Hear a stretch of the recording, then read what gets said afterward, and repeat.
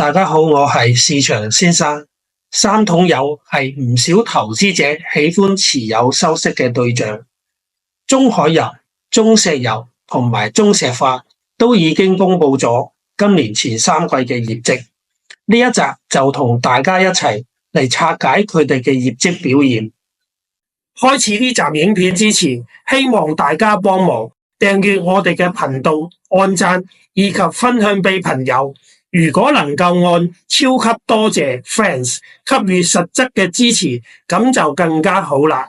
大家幫忙支持我哋嘅頻道，我哋就可以有更加多嘅資源去製作高質素嘅影片。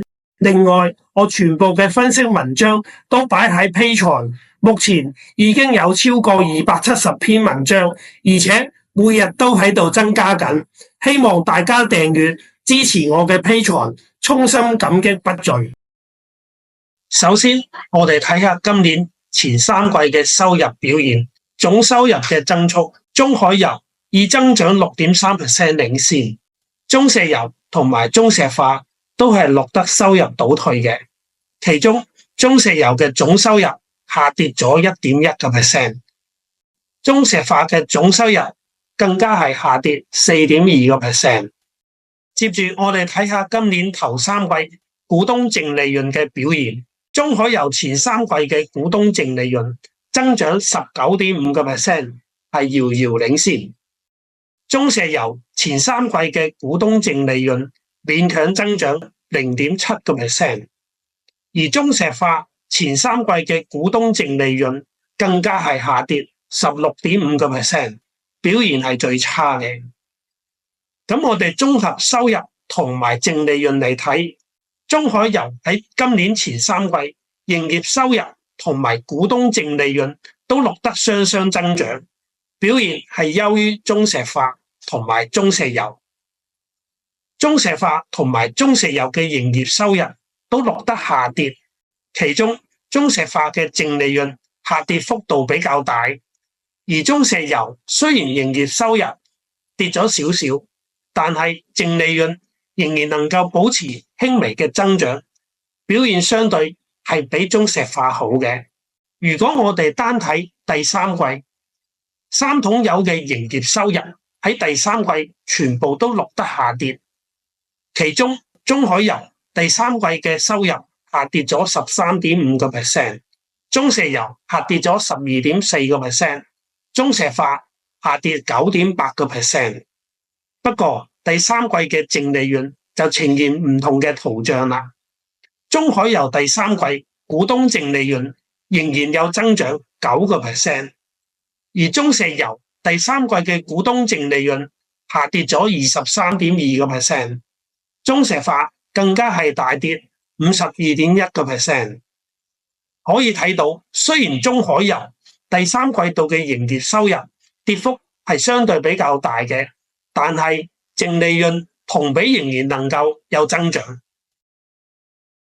顯示佢喺成本控制同埋盈利能力方面係比較優勝嘅。咁下面會再解釋。中石油雖然營業收入同埋淨利潤同比都錄得下跌，但係環比第二季淨利潤係升咗 2.3%， 表現相對係比中石化好嘅。表現最差係中石化，第三季度嘅收入同埋淨利潤都大幅下跌，盈利能力受到嚴重影響。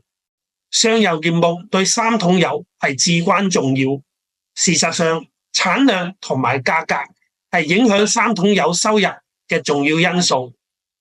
我哋先睇下產量。中海油今年頭三季油氣當量嘅產量有 5.42 億桶油當量，同比增長 8.5%， 其中原油產量同比增長 8.36%， 天然氣嘅產量同比增長 8.95%。 可以睇到中海油喺石油同埋天然氣嘅增速都係比較均衡嘅。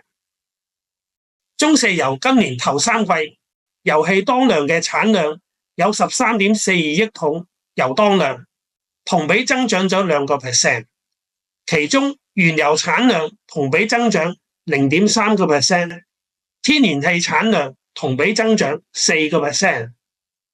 可以睇到中石油嘅產量增長係傾向咗天然氣。中石化今年頭3季嘅油氣當量產量 3.86 億桶油當量，同比增長咗 2.6%。其中原油產量同比增長 0.3%， 天然氣產量同比增長 5.6%。中石化嘅產量增長亦都係傾向天然氣，呢個係導致中海油業績表現同埋其他兩桶油有差異嘅原因之一。接住我哋睇下前3季度平均實現油價，中海油前3季平均實現油價 79.03 美元一桶，同比上升咗 2.9%。中石油前3季平均實現油價 76.88 美元一桶，同比上升咗 2.1%。中石化前3季平均實現油價 76.6 美元一桶，同比上升 1.2%。可以睇到中海油無論喺實現油價嘅絕對值以及同比增幅都係領先其他兩桶油嘅，呢個亦都係導致中海油嘅業績表現同其他兩桶油有差異嘅原因之一。喺操作成本方面，中海油2024年頭3季油氣單位嘅操作成本 7.21 美元一桶，同比下跌咗 1.5%。相比之下，中石油嘅油氣單位操作成本 11.49 美元一桶，同比上升咗 2.1%。中石化嘅油氣操作成本15美元一桶，同比下跌咗2%。可以睇到中海油嘅操作成本係3桶油之中最低嘅，呢個亦都係導致中海油嘅業績表現同其他兩桶油有差異嘅原因之一。接住我哋睇下3桶油上游業務嘅盈利能力。由於中海油係以上游業務為主，但係中石油同埋中石化除咗上游業務，仲有下游嘅業務，包括煉油同埋化工業務。因此我係採用上游業務經營利潤嘅數據嚟到衡量3桶油嘅盈利能力。中海油2024年前3季每桶油當量產生經營利潤 284.8 元人民幣，中石油嘅每桶油當量可以產生經營利潤 107.5 元人民幣，而中石化每桶油當量只能夠產生經營利潤 98.7 元人民幣。呢個亦都係導致中海油嘅業績表現同其他兩桶油有差異嘅原因之一。總結嚟講，3桶油以中海油嘅業績表現最為優異，主要嘅優勢在於佢有更高嘅油氣當量產量、更高嘅平均實現油價以及更低嘅油氣單位操作成本。因此中海油每桶油當量能夠產生更高嘅經營利潤。中海油第3季油當量產量環比下跌咗2%，主要係受到期間發生幾個強勁颱風嘅影響，但係中海油喺今年前3季油當量嘅產量仍然能夠創歷史新高。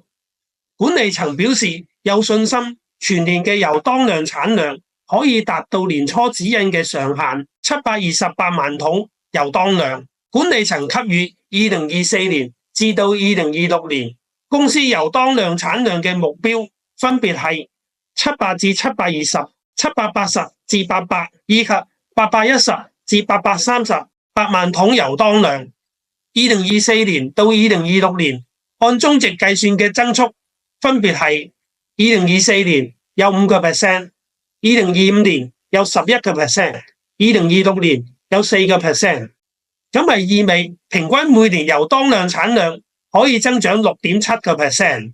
如果未來油價每年嘅跌幅唔超過 6% 嘅話，咁估計中海油嘅業績仍然會有增長。喺估值方面，預計中海油2024年每股盈利 3.1 元人民幣，每股派息 1.33 元人民幣，以11月1號收市價 18.38 港元計算。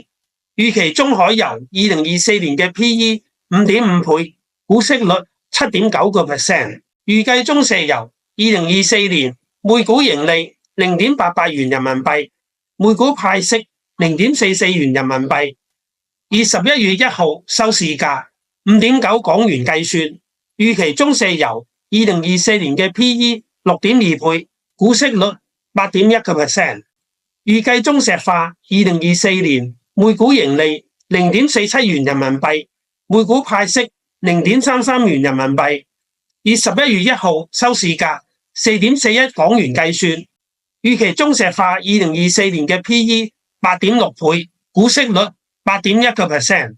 按業績嘅穩定性嚟選擇嘅話，咁中海油係三桶油之中比較優秀嘅。今日有關三桶油嘅分享就講完啦，將時間交俾徐立賢先生。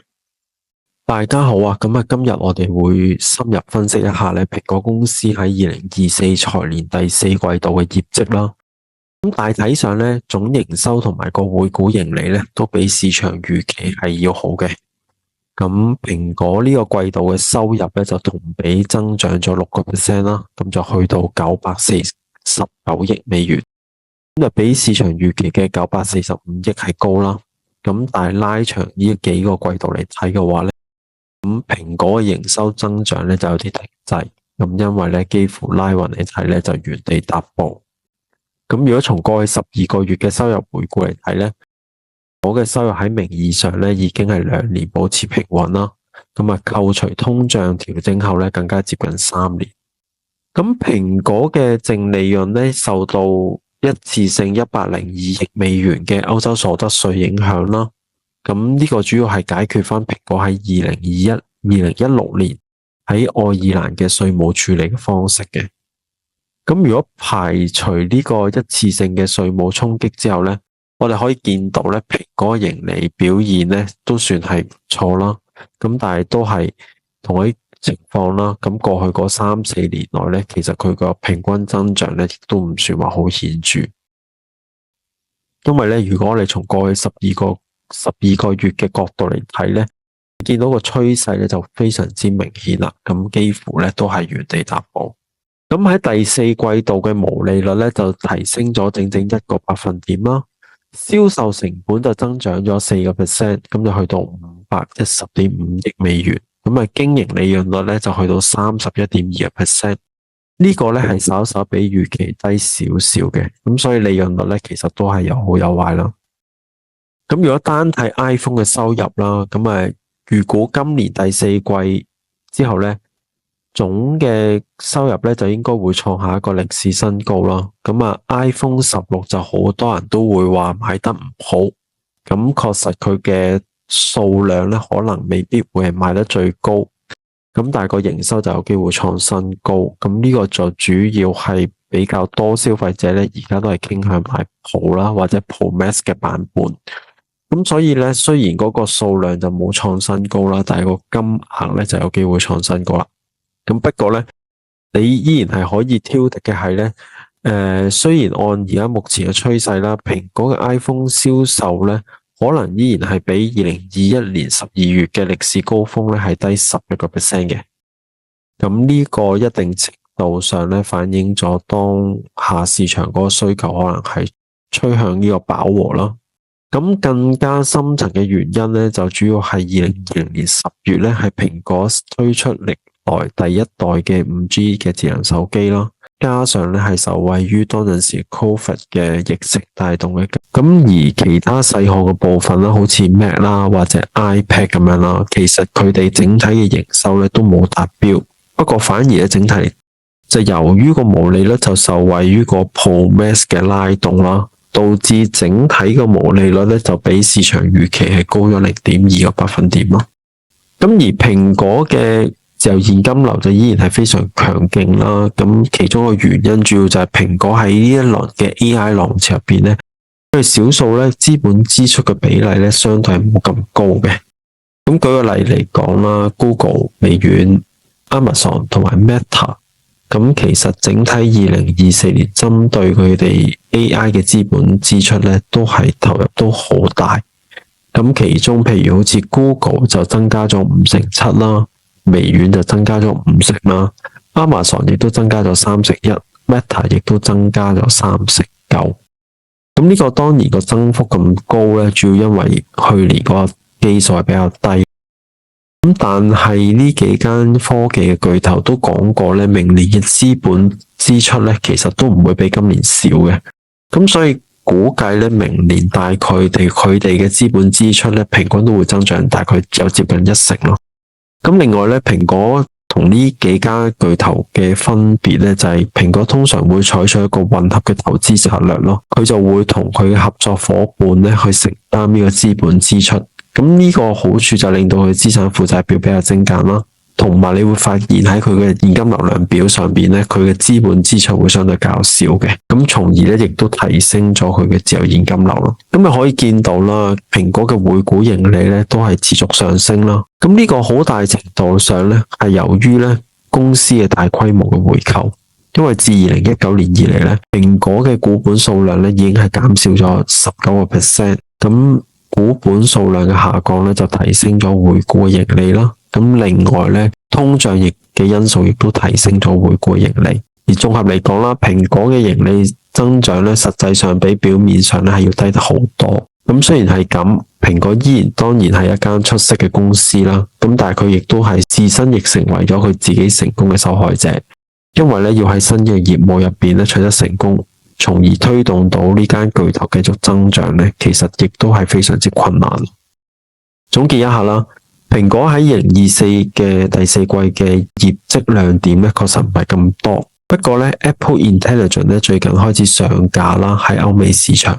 咁未來咧可能需要觀察下咧，會唔會引發新一波嘅銷售嘅需求啦。咁而中文市場咧可能會拖到明年先會上架。咁當然呢個亦都會遞延，呢個效果咧會稍微長一啲。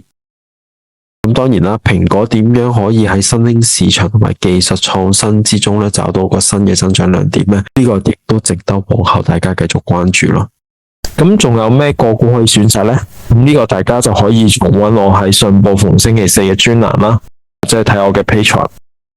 如果大家有美股或者想投資相關問題，亦都可以喺我哋嘅 Patreon 嘅 Community 上發問啦。咁呢個就係免費嘅。咁今日咧嘅分享就去到呢度啦。咁啊，多謝大家耐心嘅聆聽。咁我哋下個禮拜再見。呢一集嘅內容繼續係咁精彩，希望大家繼續支持我哋嘅頻道。非常多謝徐立賢先生。今日嘅分享到此為止，請訂閱我哋嘅頻道，按讚以及分享俾朋友。如果能夠按超級多謝 Friends 給予實質嘅支持，咁就更加好啦。另外，希望大家訂閱支持我嘅 Patreon，衷心感激不盡。多謝大家嘅支持，再見。